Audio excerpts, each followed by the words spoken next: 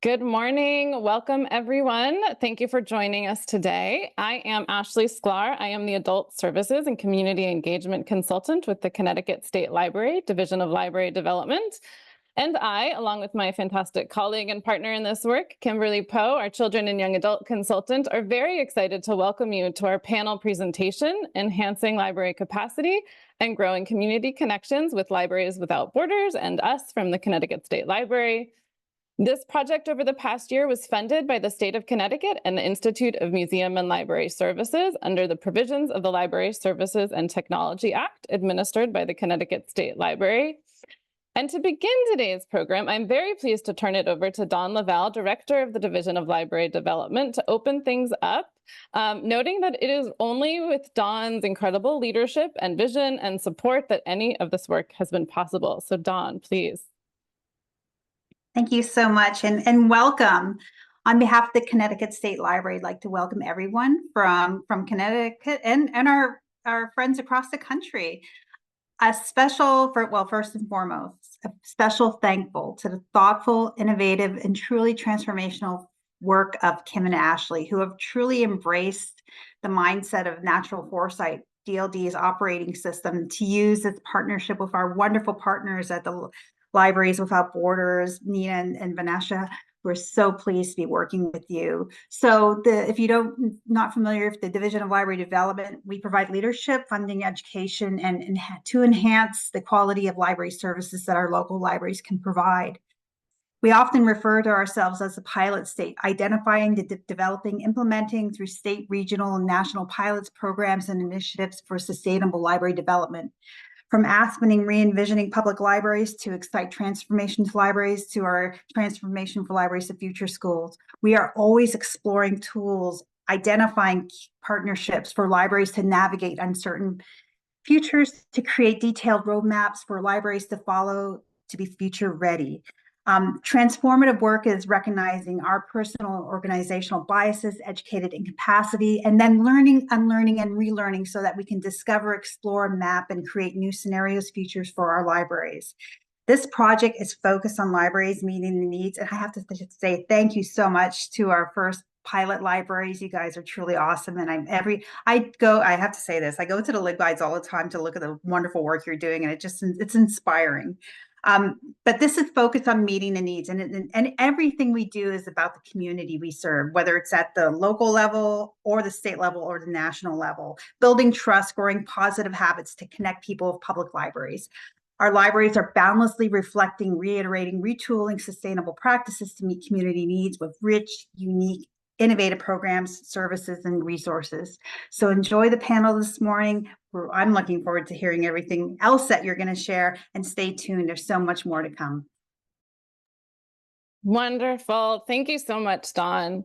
So during today's program, you will have a chance to hear from and ask questions. Make sure you have questions of the directors from some of our 6 pilot Connecticut public libraries that participated in a year-long project, again, with Libraries Without Borders and us from the State Library. So in partnership over the year, each library worked to grow their reach and sustainably connect community members to their resources. Each of the libraries had the opportunity to use local community and library assessment data to design and implement creative and relevant outreach solutions. And these took many shapes, as you will hear, from a refreshed delivery van turned bookmobile to satellite library stations to neighborhood canvassing to community-driven storytelling pathways. Cumulatively, these projects worked to build trust and grow habits that deepen library connections for both new and existing users. So with that, I am excited to turn it over to Nina and Venetia from Libraries Without Borders. They're going to fully introduce themselves, provide an overview of the project, and introduce some of our pilot libraries. So bear with me and I will transition us, and you guys will take it away. Awesome. Thanks so much, Ashley, Kim, and Dawn. We're so excited to chat with you all today, share more about the work over the last year, and answer any questions about what might be ahead. So just quickly to start, I'm Nina Safane, the Executive Director of Libraries Without Borders. And I am Venetia McGee. I'm the Program Manager for Libraries Without Borders. All right, I'm going to share my screen, and we're going to do an overview, as Ashley said, of the project as a whole, and then a spotlight on each of the 6 libraries and the work that happened over the last year. The ever important, can you see my screen? Okay, perfect. Here we go. So this was already described at a high level, but just to start with the overview of the partnership, we had the amazing opportunity to partner with the Connecticut State Library, who chose 6 very distinct libraries from around the state, different geographies, different demographics. You're going to hear a lot more about that shortly, with this overarching goal of growing each library's reach and sustainably connecting to community members.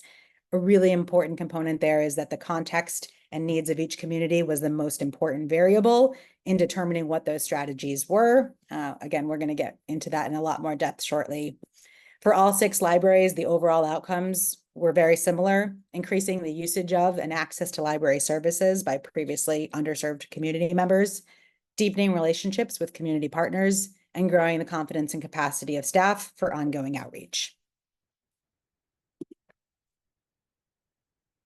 Just as some general context for the 6 libraries that we did work with last year, there's quite a range in many categories. So geographically, you can see that the 6 libraries are located across the state, which was really important for this partnership and selection of libraries to get a geographic range. There's also quite a range in population, staff, and income. So in terms of population, we worked with libraries where their communities were population of 1,200 up to 91,000. So quite a range of number of humans in each community.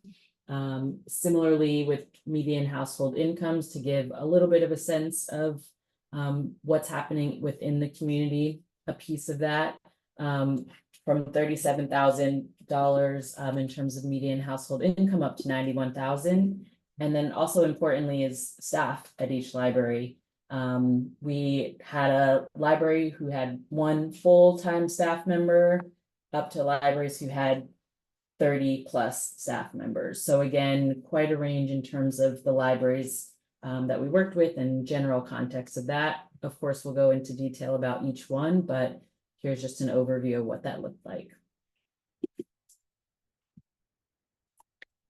So with each of the 6 libraries, we went through the same overarching process. It involved 3 major steps. The first was a comprehensive library and community assessment, a full internal assessment of existing library assets and offerings, as well as an external assessment of community assets, needs, and barriers.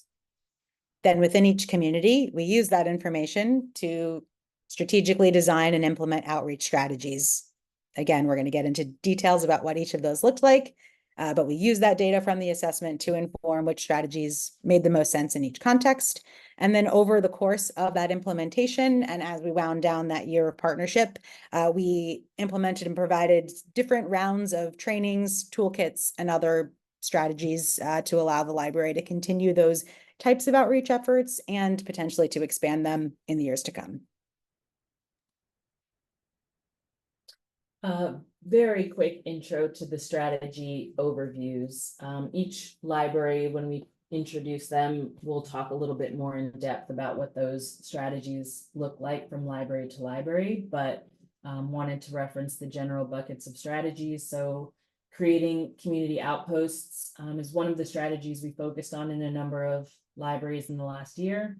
Optimizing community partnerships, expanding library promotion in a variety of ways, and enhancing internal assets, things that are already true within the library. One thing that we wanted to gain from you all who are a part of this, what strategies you and your libraries are currently taking part in. So we do have another short poll for you just to gather some of that information. So you can select one or all, depending on what is true for you and your library.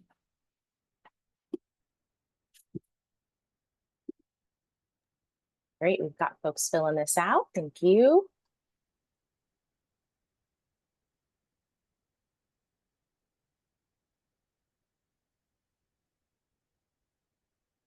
Give it just a moment before we step into the next piece. And if you'd like, I can, once more folks have answered, I can end the poll and turn it around so that folks, it's a little delayed so that everyone can see what your fellow library folks who were here. I gotta tell you, I'm not surprised. I think this is great.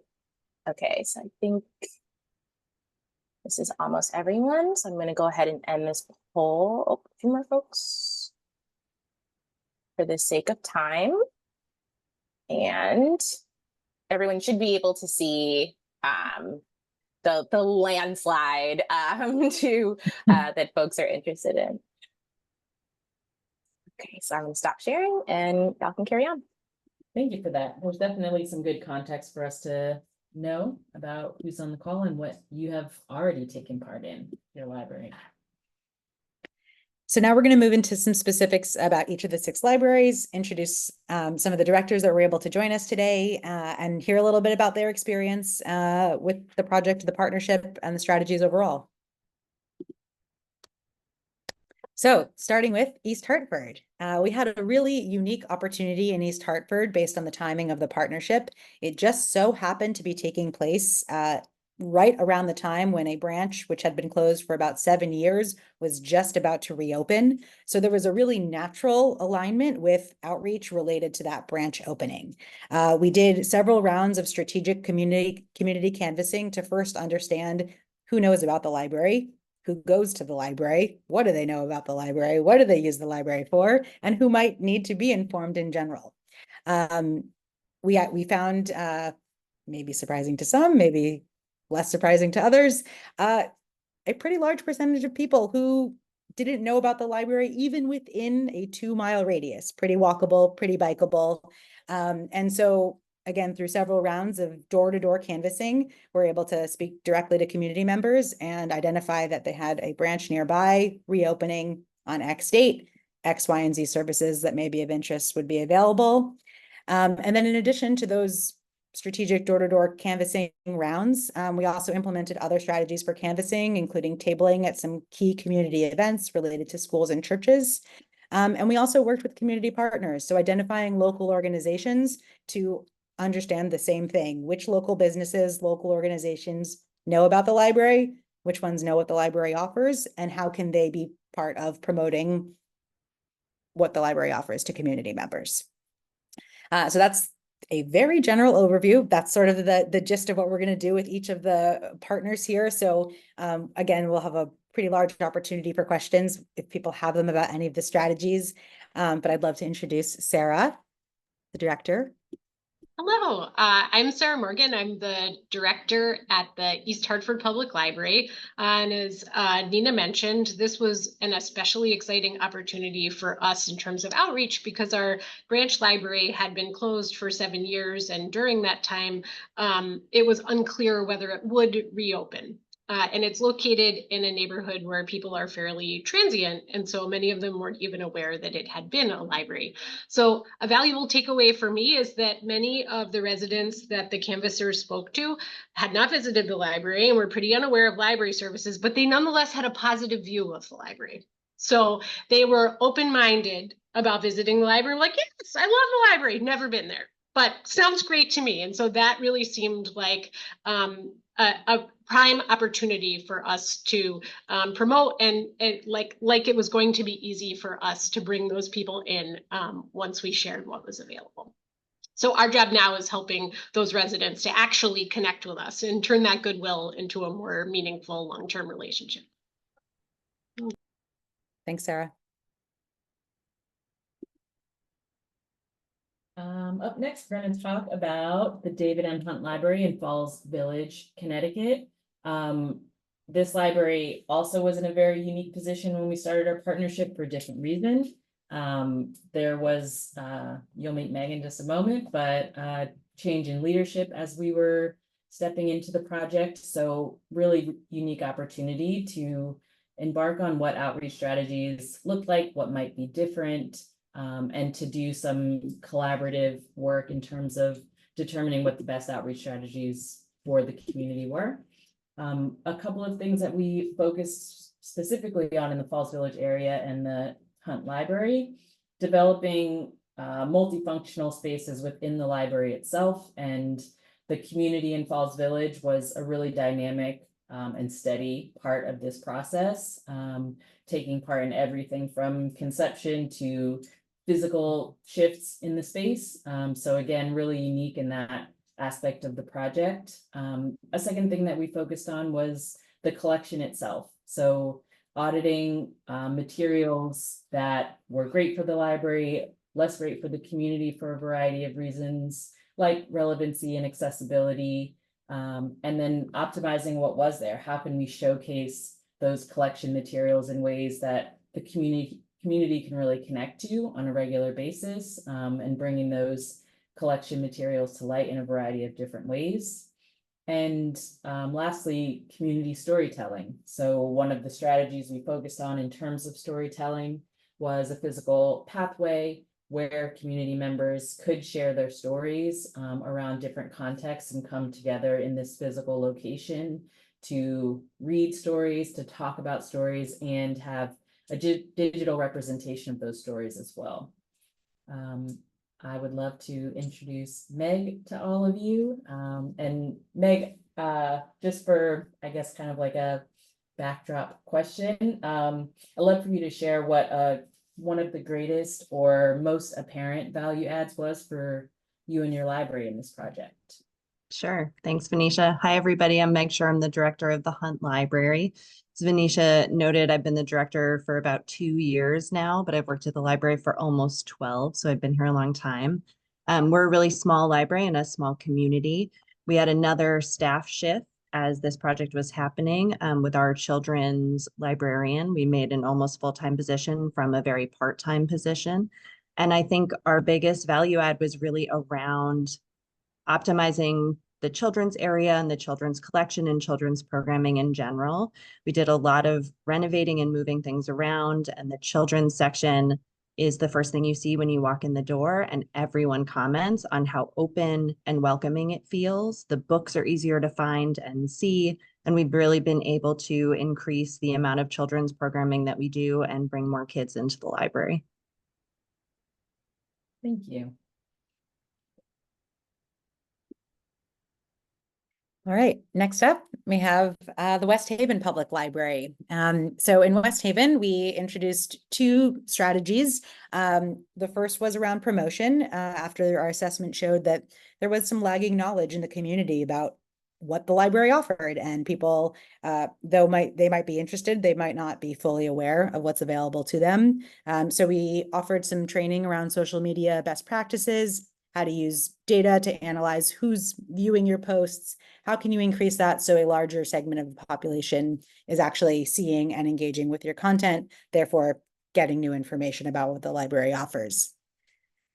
One of the unique components of the partnership with West Haven is that they had 2 very interesting assets to work with. One was the existence of a vehicle that was currently had previously served as a bookmobile, and at the time of the partnership was more recently being used as a book delivery vehicle, which of course is a huge value add to a community, but there was an opportunity to do more, to potentially reach more community members with the other asset of an outreach librarian. So we worked with the West Haven team to revamp and redesign the bookmobile to become a more fully functioning bookmobile with larger catalog of books, technology, hotspot, promotional materials, and really working with the team to identify how do you create the right kind of tracking system, calendaring system to identify where should we use this vehicle, where should we go when, how do we strategically partner with different schools or community organizations to reach parts of the population that might not be accessing the library directly.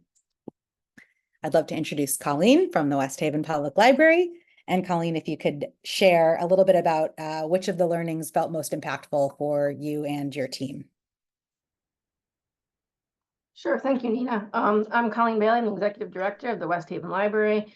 Like Nina's mentioned, and you can see in the slide there, we had the opposite of East Hartford, and that we had a branch that had recently closed. So we were really looking for ways to utilize our bookmobile in more ways to be able to serve that Allentown section of the community. So by working with Libraries Without Borders, we were really able to kind of help enhance a lot of our different work partnerships with different groups in town, and we've been able to kind of really expand on that further since then. So I think it's been really helpful for us to kind of help to really enhance all the different groups and people that we work with. And through our social media as well, we've been seeing a lot more traction with people coming to our website, looking at our social media. All of people in town who will actually say to me, "Oh my God, you guys, your posts are so fantastic. We love seeing what the library's doing. And it looks like such a fun place to be." So it's really been a way for people to kind of see that the library is more than just books, and we have a lot more things to offer the community kind of going forward. Thanks. Up next is the Willimantic Public Library. In this library partnership, we focused on 3 outreach strategies in terms of library promotion, similar to what was happening for West Haven that you just heard about. Social media promotion was one of the key components to building library awareness within the community. We also focused on community partnerships. So auditing what community partners were already connected to the library, determining the different levels of those partnerships and what might be required of staff in order to uphold those partnerships or expand partnerships depending on where they were in terms of level of partnership, and connecting with a local school in particular to build an access hub within the community, directly connecting to families who are in the area. And then creating a digital and a physical resource hub and database where people in the community have direct access to community organizations and resources that are already in existence, but a little more readily available for folks to come look at the library, to look at on the library website, and make those tools a part of community and library processing. We don't have someone here from the Willimantic Library, but wanted to make sure that you were able to connect with some of the work that happened in Willimantic. Next, we have the Norwalk Public Library. So this is going to sound familiar. In an effort to really increase community awareness of what the library offered, we did a lot of work with both Norwalk branches around social media posting, implementing strategic content calendars and best practices across all different social media platforms, and really using, again, data to understand how can we grow our following, grow the reach so that people are really aware of what's available to them through their library. We also worked on library promotion through access points and community partnerships. So here we worked on identifying strategic partners, some community organizations in schools, others in the business sector, to say, how might we reach community members in different ways? How might we promote what the library offers, for example, through a school bulletin board? How might we promote what the library offers by doing a library card sign up at a community organization? How might we promote what the library offers by offering free books at a local business? So really looking at that range of opportunities to share what the library does in different contexts, in places where the community is already spending time. So excited to introduce Sherelle. And Sherelle, if you would share a little bit about the most valuable learning for you and your staff. Great, thank you so much. We really appreciated being chosen as one of the libraries. This has been really exciting, and particularly because we are interested in renovating our main library, and we had done a survey just before COVID. So when COVID hit, things changed, the way people use libraries changed. So this partnership came at just the right time. So my name is Sherelle Harris. I've been the library director for 3 years, although I've been with the system for 25. So Norwalk is a very diverse city, both racially and socioeconomically. And our mission is to, and challenge is to serve the vast majority of the community without undercutting the marginalized and underserved people. So you have the right team, training, and tools to achieve the mission. The collaboration with Library Without Borders, again, came at the right time, just as we were coming out of the pandemic and having to learn what our community wants from its public again. I think, as Nina mentioned, the biggest positive that we saw was particularly from our smaller branch. Facebook increased by 20% the engagement, and Instagram by 72%. And then, I'm sorry, it was the reach that increased by 82% for Facebook and 72% for Instagram. And the engagement grew by 26% and 44% on Instagram. So that was huge. And people all over, including our board members, the community, everyone was commenting on how wonderful the posts are. And some of them, you know, learn more about our programs and just about our library services in general. Thanks, Rob. Up next, we have the Otis Library in Norwich, Connecticut. Again, one really unique happenstance at the beginning of our partnership was a change in directorship. And this really posed a unique opportunity as that shift was happening for us to work with the staff and the community to determine what the needs are and how outreach could operate in potentially different ways within the community. One of the main strategies for outreach we focused on was, again, library promotion, but through social media, their website and their newsletter.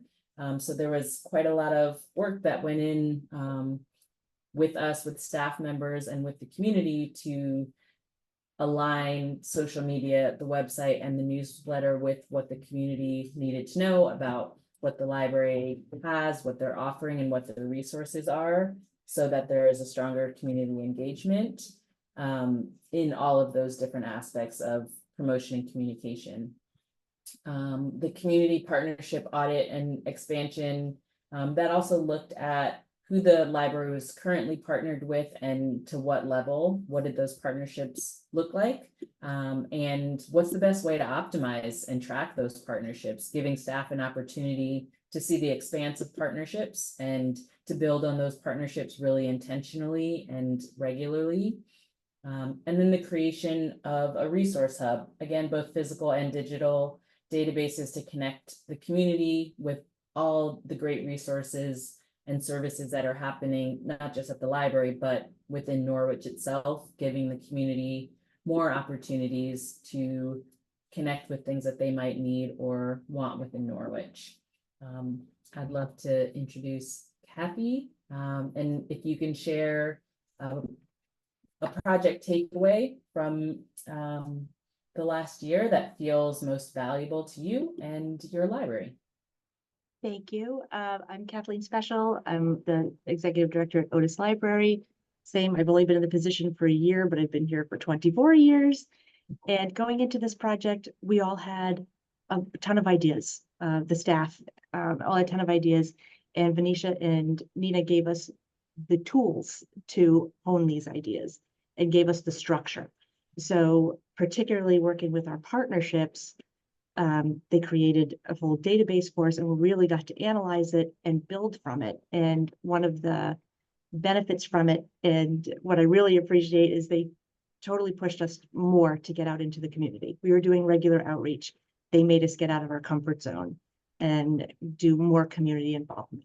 So as a result of that, we've seen improvement in our partnerships, a lot more involvement from the community. They're contacting us left and right to work with them on projects and get involved in things, particularly with the Haitian Creole community, which is growing in our area.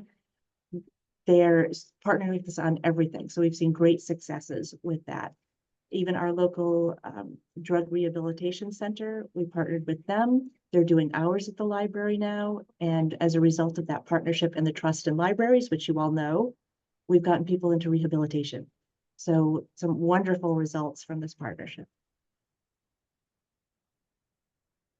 Thank you so much, Kathy. All right, well, that's our relatively quick overview, if you can sum up a year in 20-ish minutes. But we are going to spend a lot more time talking to the library directors, hearing more about their experience. So as Kim has noting, please continue to put questions in the chat and we can, or in the Q&A rather, and we'll hear a lot more from everybody here. Just super quickly, if you're wondering what comes from here, there is a year-long workshop series for the Connecticut libraries. Kim and Ashley will be sending out additional information where you can register to learn more on all of the topics that were touched upon here, again, through a series of workshops over the next year. Lots more to come on that. If you are not in Connecticut and you just simply want to know more about this collaboration, about the Connecticut State Library initiatives, or about partnerships and work with Libraries Without Borders, contact information is on the screen, and I think we'll throw it in the chat shortly as well. So lots of ways to get in touch. There's so much important and exciting work that happened here, and we'd be more than happy to talk about this in a lot more depth.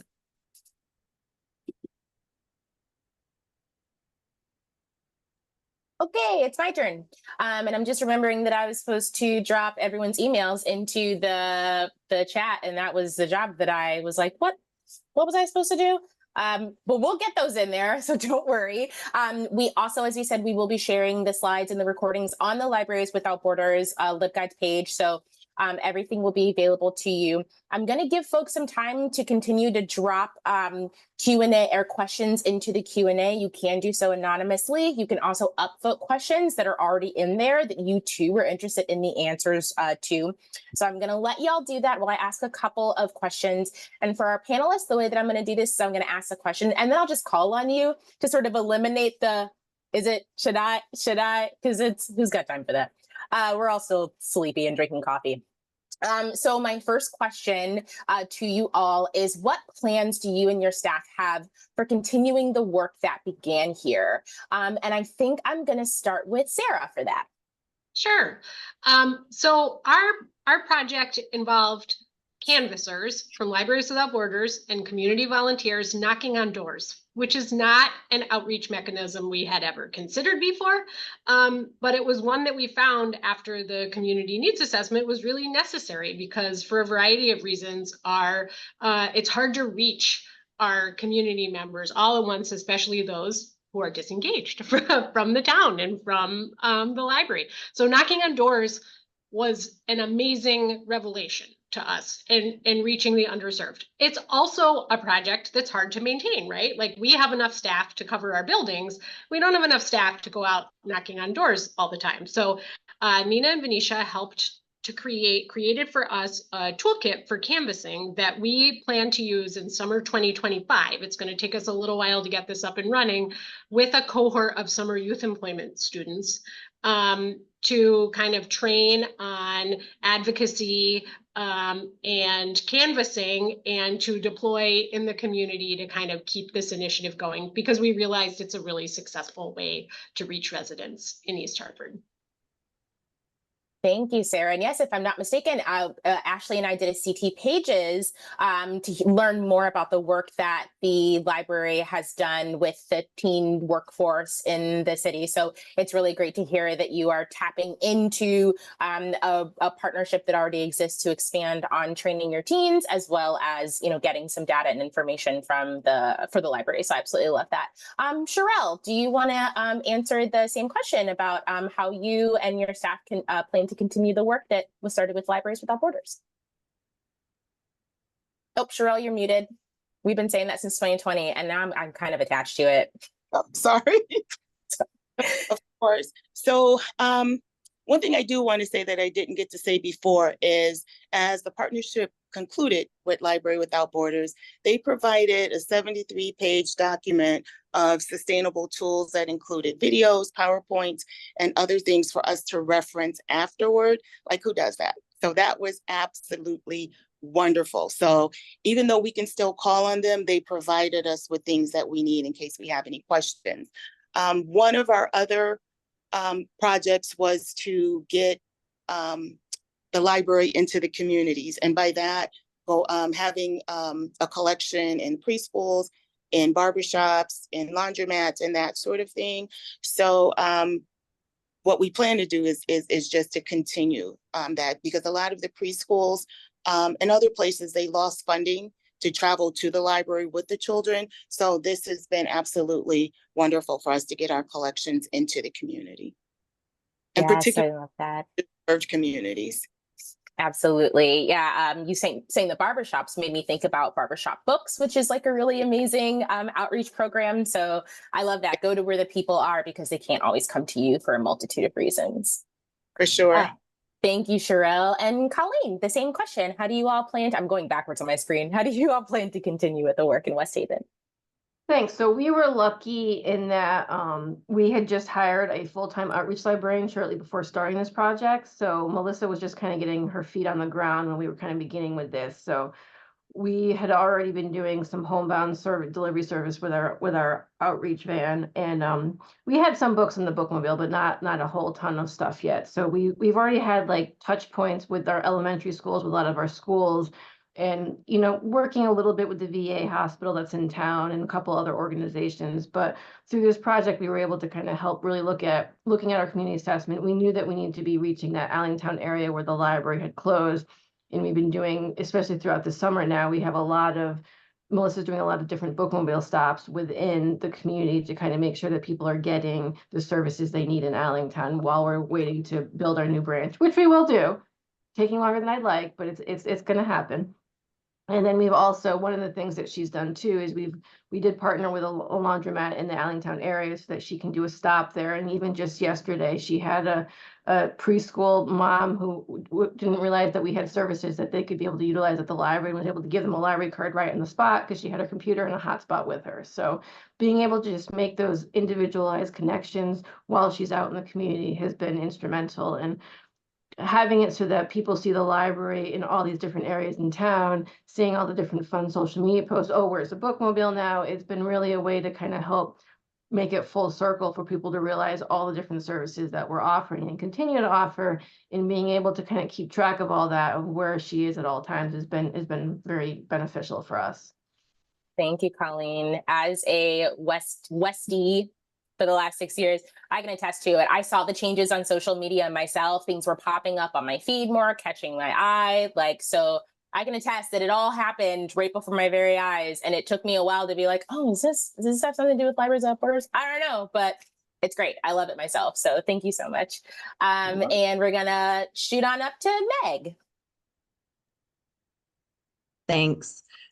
So we're still in process of a lot of the projects that we started. We hadn't done a big weed of the collection since I've been here, and that takes a long time. So we're still working on that slowly but surely. And our space renovation is also still happening.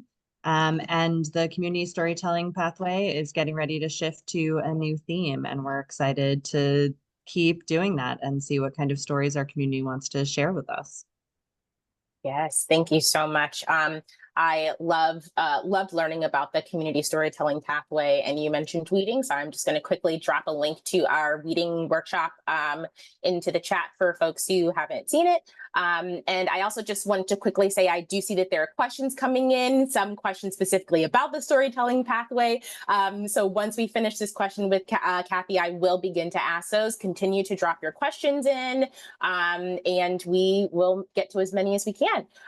But last but certainly not least, Kathy, do you want to tell us how you all plan to continue the work at Otis?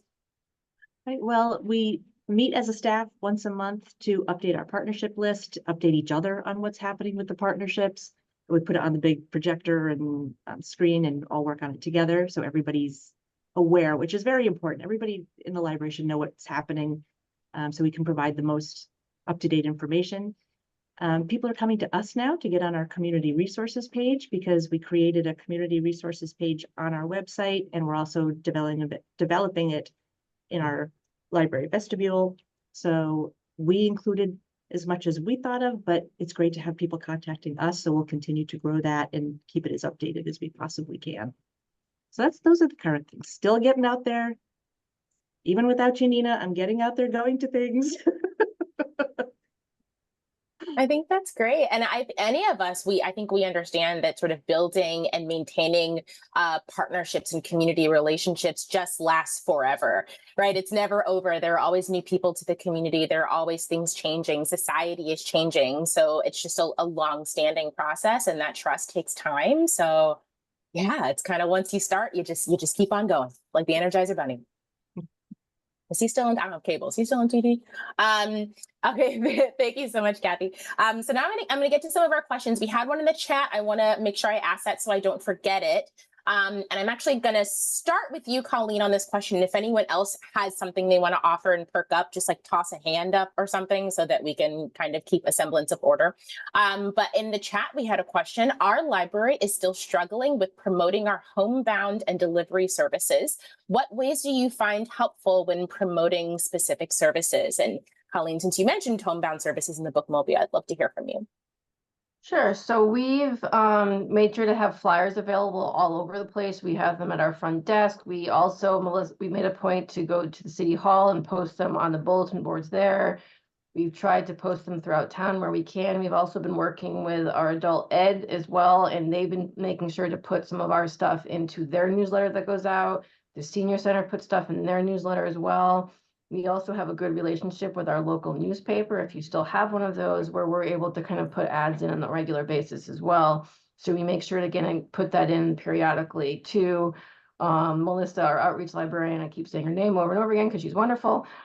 She also goes to a lot of the different kind of farm markets in town, and she will put flyers there. We've made sure to get that the local food pantry has our stuff. So we just make sure to try to have as many touch points as possible so people are aware of our homebound services.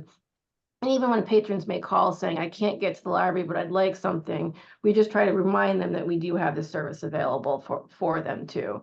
We saw through the pandemic when I think a lot of us had those kind of tables where people were kind of coming to just kind of pick up materials. Some of those patrons have never felt comfortable coming back to the library. So now we try to transition them to kind of being more in that homebound service as well. And we still don't have as many patrons as we'd like, but I think as we keep making sure that people are aware of the services, it'll kind of slowly continue to grow. And it's a long-term thing to be looking at and not looking at short-term, that it's a slow build. It's even when you change your library hours, it takes a year for people to realize you've changed your hours. So kind of trying to keep that in mind, that it takes a while for people to realize it. I think the quote I've heard is that you have to tell people things 8 times before it starts to stick.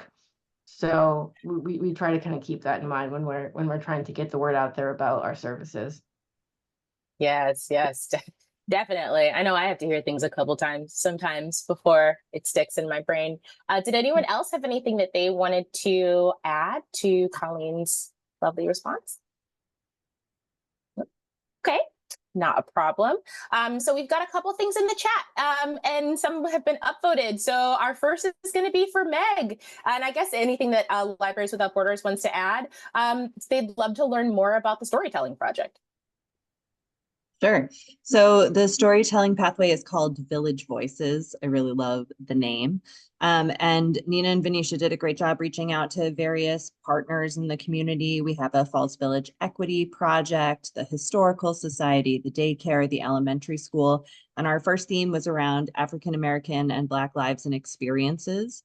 And I learned some really amazing things about Falls Village and the people who live here that I didn't know. So we have 6 posts in the backyard of the library. 4 of them feature stories. There's an intro post and then another post at the end. And then we also have, if you check out our website, huntlibrary.org, under Village Voices, you'll see all of the electronic resources. Thank you, Kim, that are available. And also we have a really great display in the library. So there's a lot of different parts of this pathway.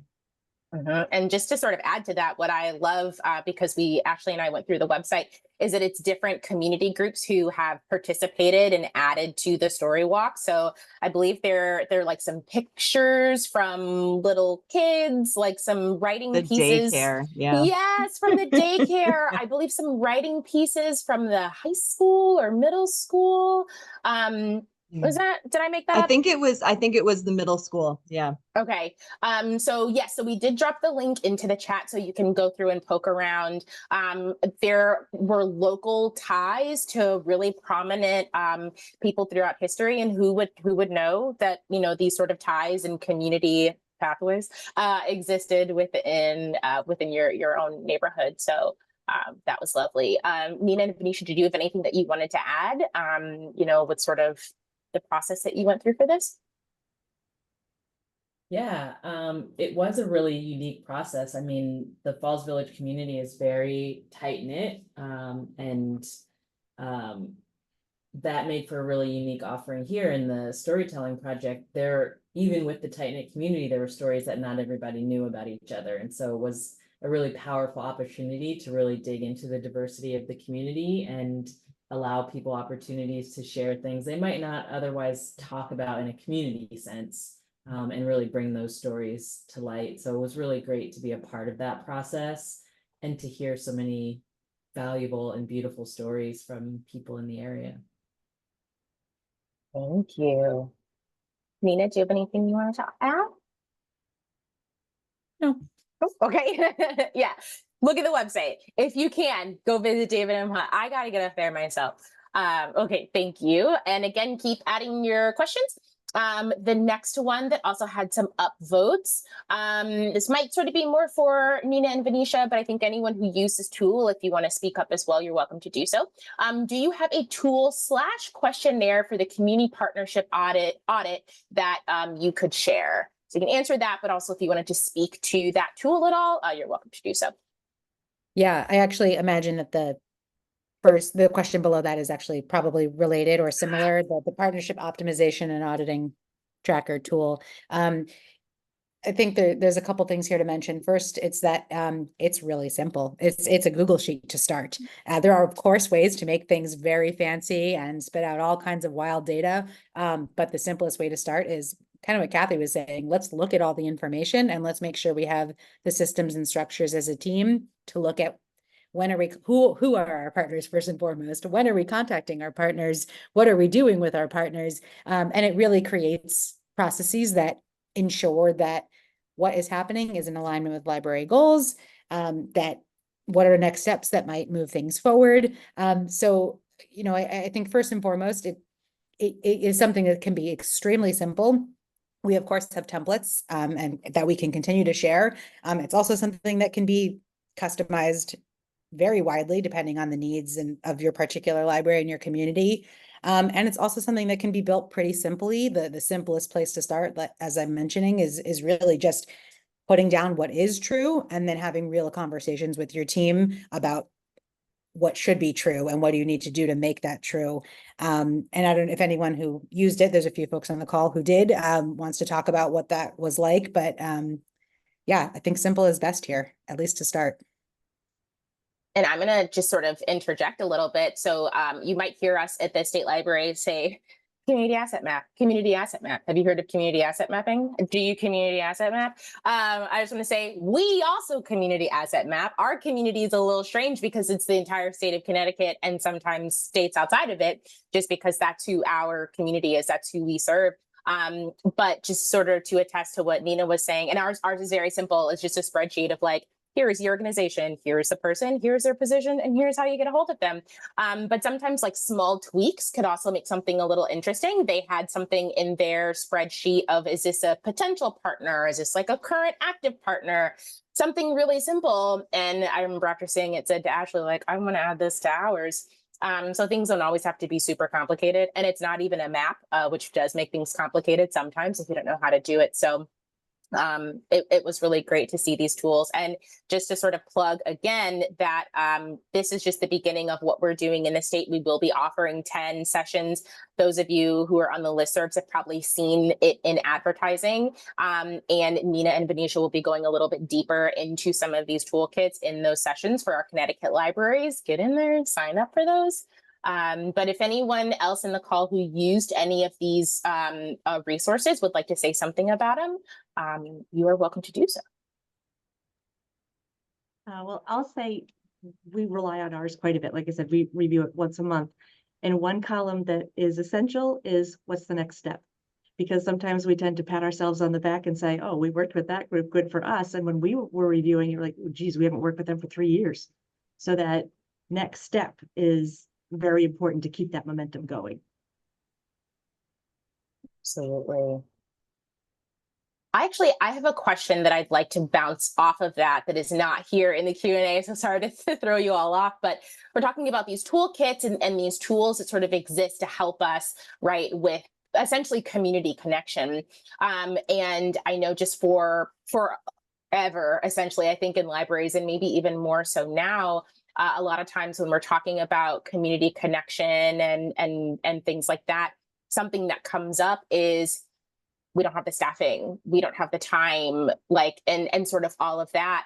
And it's real, right? I mean, no one has a lot of staff. Like everyone could, like, we could use more staff, right? So I'm interested if any of you have anything that you would like to offer on how you are able to use these tools and how that affects sort of any staffing decisions or time decisions, or if you're still trying to figure it out, which I think is also an incredibly valid response, because you were all able to have sort of Nina and Venetia, and they were kind of like a separate set of hands to help get some of this work done. And it's a big thing. And it's kind of always, I think, the elephant in the room when we're talking about getting out into the community. And if anyone had anything they wanted to offer up on that, I think folks would be interested to hear. Sarah, and then Colleen. Sure. I just have a brief note, and this wasn't a focus of our particular work in East Hartford with Libraries Without Borders, but it has been a focus of our work in East Hartford. And I just want to put in a pitch as a library director to say it's worth the time, because otherwise you have a staff member who leaves, who has it all in their head, and all the relationships are with that person, and everything falls apart. And so it's so critical to prioritize using the tools and documenting the assets in your community and the connections you have to ensure sustainability. Absolutely. Thank you, Sarah. Colleen. And as someone who's gone through a bunch of staff changes, I can personally attest to that you can lose those connections. So I think for us too, it's also been important that since our children's librarians already have a wonderful relationship with the school systems, to not have our outreach librarian then duplicating the efforts of what's already been going on. So by being able to keep track of who's doing what, we're able to make sure that we're kind of spreading the love, and it's not just the director, the assistant director, children's library. We're making sure that there's a bunch of different people that have those touch points in town. So we're hitting as many people as possible in the community, and being able to kind of broaden it out, make it as broad as possible with as many staff as possible has been really valuable. Thank you, Colleen. Did anyone else have anything they wanted to add? Okay, so we have another question that came in here in the chat. I would like more details about the Community Resource Hub, which I think was Otis. Is that right? Did I lie? And maybe Norwalk too. Do you want to say anything about the Community Resource Hub? Sure. So this was, again, one of the things that we talked about over the years is stuff, but needed to fine tune and identify the categories, because that's something that you could go to the moon with categories of what to provide. So we tried to narrow it down to not make the page overwhelming. So we decided on categories that worked for our community, which were things like citizenship, education, access to health, health resources, energy assistance, language resources, and legal advice. So free legal advice in particular, and housing. So that's kind of where we started, and we'll grow as we need to and try to keep those. But we also want to, like I said, keep it relevant and not overwhelm people when they come to the page. But we tried to organize it in such a way that it was easy to click through without too many clicks. And then for the people who really don't use us online, who use the physical building, and we have a large bulletin board in our vestibule, we actually need to get a bigger one. And that's primarily for community events right now, but we're going to categorize that into similar categories, probably fewer because it's less space, but then have QR codes on things, because everybody has phones now, but we'll still have like links and brief information so people can get what they need. Thank you so much. And I think that's sort of a testament to something that we all know, is that, libraries are more than books. They're also more than programming. They're also about services and resources as well. And I think the Resource Hub is a really great example of that. Did anyone else want to speak to sort of the way in which they now share resources with their community, or any resource hubs they have set up or plan to set up for their community? Sherelle. I can share a little bit. Some of it has to do with Library Without Borders. Others have to do with our community services chief, who has set up like a resource. It's a computer in the library where if people have needs, you know, they can just go to the library. You know, if they need wraparound services or if they just need housing and things like that, they can go in and just do it right at the library, which is really nice. As far as our website, the teams that I've worked with, we try to organize the website according to what people ask.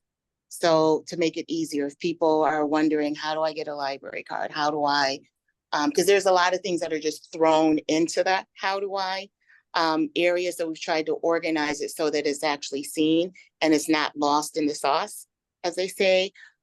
We've also tried to, if people want just digital resources, not mix the digital and all of the other things so it gets lost, but just to try to have some specificity and just make it easy for people to get where they need to go without a lot of clicks. Thank you. Yeah, and that's almost one of the wild things about libraries is that there's so much information and there's so many resources that when you drop them in front of somebody, it can be, even for us, it can be so overwhelming. It's like, man, I'm going home. So I think there's a lot of wisdom into something that might sound as simple as structuring your services and resources and giving people what they ask for.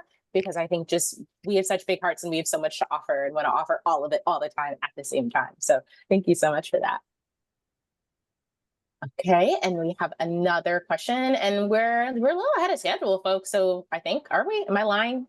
Maybe we're, I don't know. So if there are any more questions, like feel free to drop those in as well. But this one is with regard to homebound services. Is there a sample of the registration used to define, I believe it's like what a patron needs and sort of what librarians can tell folks who are looking for homebound services? Did anyone have anything they wanted to speak on about that? I see Colleen, go ahead. I mean, I would say welcome you to take a look at our website. We have a form available on there that has for homebound. We typically start at you know, being for the elderly, but if somebody also has a medical reason that they can't get to the library, they also take precedent. Way we also will do too is have it within that form if they don't want the bookmobile necessarily coming to their house and they want to designate someone to be able to pick their materials up, we also have a form for them to fill out for that as well. So then that way we have it so that there's a access to services, whether they can get to the library or not. Yes, thank you. And I just dropped that link into the chat of the West Haven Library Bookmobile page, which includes the application so that folks can take a look and see what kinds of questions are asked. And yeah. Anyone else want to speak on homebound service registration at all? Did anyone want to speak on anything else? Anyone here? Is there something that you like really wanted to share and you're like, they didn't ask a question for that. What do I do? Because we would absolutely love to hear from you. There was so much that happened within this year that it's like, I think really impossible to squish all of it into any less than like 365 days of talking probably. But if there's anything else that anyone here wanted to share, except wait on that because we have another question that came in. Has anyone expanded their delivery/homebound to temporary services? Oh, for things like postpartum mothers or recent surgery patients. I've been curious about it. And what a lovely question. So how about that? Or maybe is anyone thinking about it also, and maybe you haven't done it yet? Yes, Kathy. We did. We're still, my dream, Colleen, is to have a mobile library. That is my dream, and hopefully we'll get there. Right now, we're just doing deliveries, but it was deliveries for people who are ill or something. Now it's for anything. We'll go to anybody who can't get to us. No restrictions. I love that. And I want to say we're doing a lot of work at DLD on accessibility, and there is a lot within the accessibility space. But something that's come up in webinars that we've offered and we've attended is that temporary disability is a real thing, right? So you know, when we think about who might need a ramp or who might need an elevator, someone breaks their leg on a hike in one of our 80,000 state parks in this tiny state, and suddenly that's something that they need as well. The examples, I think, in this question of someone who might be postpartum or someone who has just had surgery is also an example that sometimes disabilities come and go based off of what's happened in a person's life. And, you know, that might be a service that they need too. So that might be something we should all think about within, if we have the capabilities for homebound service. Thank you for your question. Now I'm going to go back to my question. If there's anything that someone wanted to share about this experience, about the resources that they were given, maybe future plans, ideas that were sparked during all the work, share freely.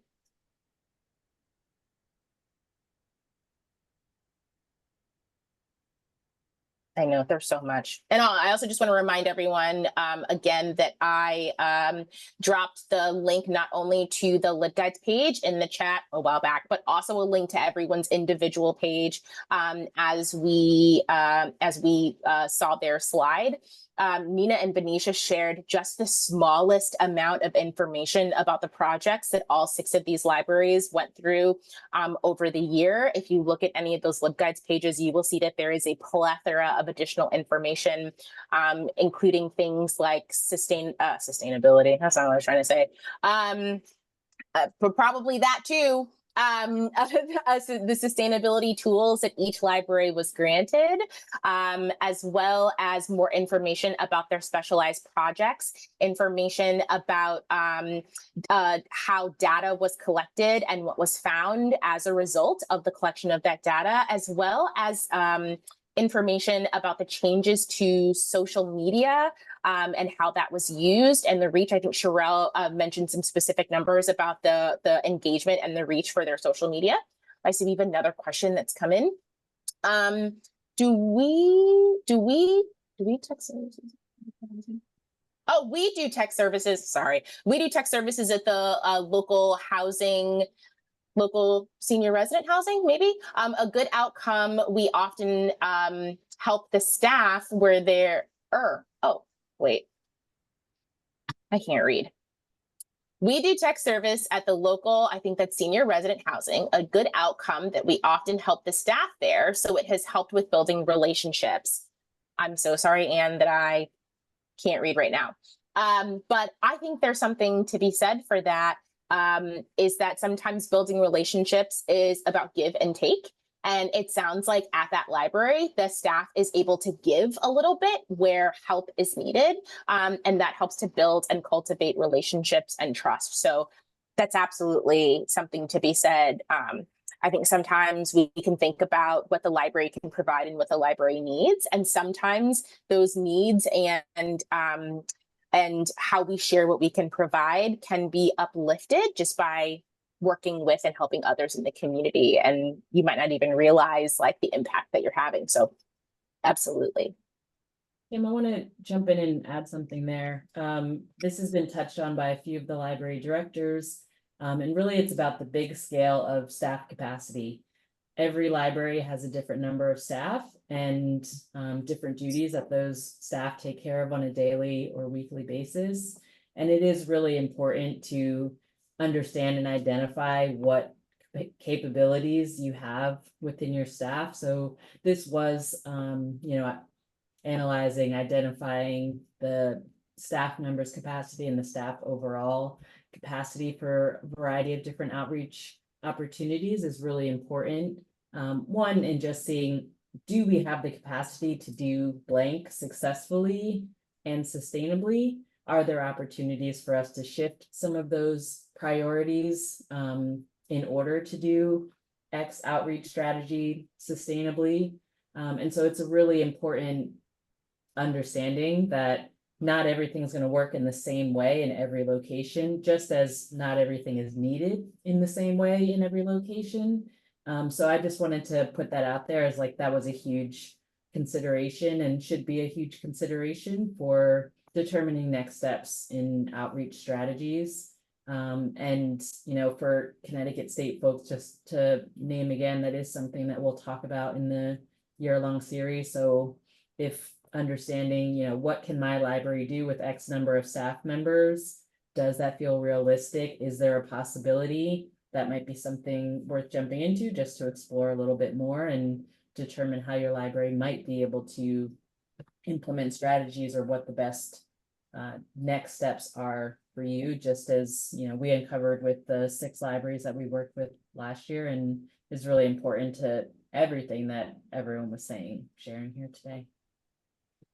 Absolutely. Thank you so much for calling that out, Venetia, and that to Dawn, Ashley, and myself, that it was really important that when we selected these 6 libraries, we selected almost every type of library that we could think of that exists within Connecticut, right? So we wanted to get a couple of larger multi-branch libraries, which was the catalyst for choosing West Haven and Norwalk. We wanted to make sure that we got a small library that didn't have double-digit staff members, that was maybe in a smaller town where there weren't museums and other larger resources that could be tapped into. We wanted a smaller town, which was the catalyst for choosing David M. Hunt. So we tried to pick these libraries really strategically to show that this work could be done in any type of space with any type of circumstance. It was just going to look different for everyone, but the end goal of reaching community and trying to fulfill the needs of community members existed in all of these libraries. And the sort of trick, right? So sort of what we have to do as librarians is figure out how can we fulfill the needs of our communities in our communities with the staffing and resources that we have. And I like to think that all 6 results, different though they may be, all sort of lived up to the ultimate goal that we had for this project. So I think we're winding down a bit. One thing that we wanted to do, and I'm just gonna sort of launch one other poll that's just here for folks to kind of answer if you're interested in, is sharing something that you learned today or that you were curious about learning more about. As we've mentioned a couple times, we've got a 10-part series that's going to be offered over the next year by Nina and Venetia on a variety of topics and needs that came up while they were working with the 6 libraries here. So I'm just going to leave this, but I think Sherelle has something that she wanted to share also. I do. To Venetia's point, I just want to say thank you, because as they assessed our community, they did determine that we do need an outreach position, particularly a marketing position. And one is just to bring our branding under one instead of having kind of, separate identities for our libraries. And they actually wrote us a letter. We did ask for it in our budget. We were denied the full-time position, but we're able to start some part-time positions. So that was actually a win for us. So thank you, Venetia, and thank you, Nina. Thank you. And I mean, I think it's a testament again to sometimes you've got to do different things in different ways, depending on sort of the structure of your library. There are libraries that have specific dedicated outreach positions, and there are libraries that don't. And you got to do what you can. So we're not rushing anyone at all, but the poll that we threw up is one that allows you to type a little bit longer. So we want to make sure that people have the time. If there is something a little longer that they wanted to say, we want to give you the ability to do that. But if there are other questions that come in, you're welcome to send those. If there are any of our panelists or Libraries Without Borders or Dawn, anyone who wants to share something else, I certainly would love to hear you while these poll results are coming in. Yeah, I'll go. Is that okay? I don't have to. Okay, just quickly, I just want to say that, I mean, this has been said many times. Obviously, there was a lot of work that happened in each community with each library over the course of a year, which in some ways sounds like a long time, but is no time at all in the scheme of what the library is doing in its community and what you all are doing every day, every week, every month, every year. And honestly, what's even cooler than what happened over the course of the year is what is happening since then. I mean, this is such an iterative process, and it is only meant to catalyze and provide the tools to make your own decisions about what is good for us. Do we need a position? Do we need a new strategy here? Do we need a tool? Do we need a staff meeting regularly to review X? Insert any number of things that can move your library and community forward and match what the library provides to community needs, or match what community knows about what the library already offers. And so it's truly amazing to hear that process continue. And that's the most important part, that you all have that opportunity and the tools and the skills to continue. And I just want to, and Venetia and Nina, correct me if I'm wrong. We're one of the first states that is doing this kind of project statewide. Yeah, you are the first for this. This pilot was designed with you all really uniquely. You are the first. And the work that you've done, and the work that the pilot libraries have done, and the work that Ashley and Kim have done, really show that we tend to sometimes focus too much on community needs assessment for like programs and services in a very linear sense. And this was really the in-depthness of this and the deep dive, not just for the outward facing needs, but the inward facing needs, which we tend to ignore that staff capacity. I'd like to congratulate you as well, Sherelle, for getting a position is just like to expanding. But I think this is just such a broad perspective and this really important work of understanding what our communities need. So I just want to thank Nina and Venetia again so much for this incredible, and we look forward to the next year. Thank you, Don. Thank you, Nina and Venetia. And I dropped I think this is our first one for the new fiscal year. I dropped our survey link in. In that survey, there is a section for additional comments. Fill it up, please. If there are thoughts, if there are questions, if there are things that you hope to learn in this 10-part series, if you were here with us in Connecticut, please share some of that with us so that we can share it with Nina and Venetia, and they can build the answers to some of those questions or toolkits into the year 2 initiative that we have with them. And thank you for folks who shared their poll questions or their poll comments in there. I look forward to looking through those and embedding them not only in the work that DLD is doing with Libraries Without Borders, but the other DLD work that we're doing. We read, we respond. Ask Ashley immediately. I open that thing and begin looking through it and sort of crafting changes. I'm very obsessive about it. I don't know why, because knowledge is power, as we all know as librarians.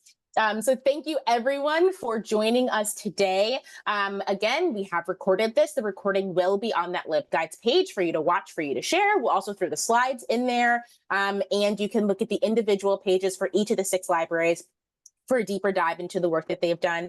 You're welcome to reach out to myself, to Ashley, to Don, to Nina, to Venetia, if you'd like some one-on-one conversation. I'm sure the libraries are open if you'd like to learn a little bit more about their experiences over the last year. And thank you so much for coming. Thank you for listening. Thank you for being interested and curious and wondering. And we'll see you very soon.